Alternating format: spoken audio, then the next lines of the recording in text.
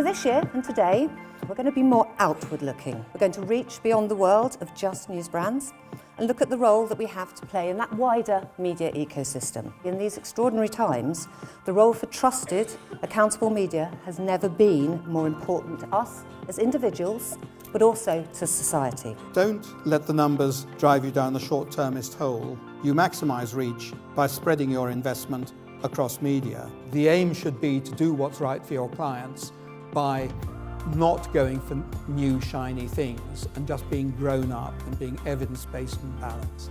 Well, Paddy Wildwise gave a fantastic overview of where we are today, and in particular I was very impressed with his call for better measurement and more transparency. I think actually 2017 is the year in which issues like fraud are addressed much more vigorously than they have been. No more marking your own homework.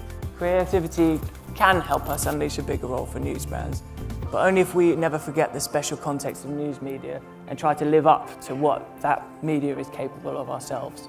What Sam really did was strike on the uniqueness of news brands and how, in fact, it's the power of the news brand, the quality, the integrity of what they can offer and the benefit of that to the advertiser.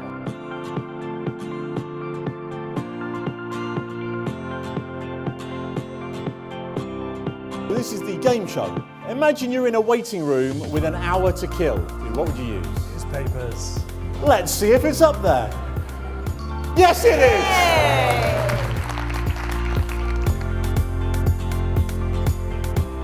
So the most interesting session for me was definitely the two Johns from The Guardian. I think the point that they were making about data without real encounters is meaningless was very interesting for those of us in media agencies. Certainly the sort of polling thing on its own tells you nothing. You can't do video sitting in an ivory tower. You've got to go there and get the stuff, get the encounters. When you see what someone says and you see where they are and you see how they say it, you think there must be a lot of other people thinking like this. I really enjoyed both the two Johns and Isabel, and I thought that the best point was made by John Harris when he said that when you see him in The Guardian, it's put into a context. When you see it just popping up on Facebook or on Google, it's not the same, and you lose something of the trust and you lose something of the brand. The great thing about news brands, and for all its faults, this thing we traditionally call the media, is it did sort of amount to a forum in which everything kind of got thrashed out, and you'd find stuff out which was way outside your kind of comfort zone.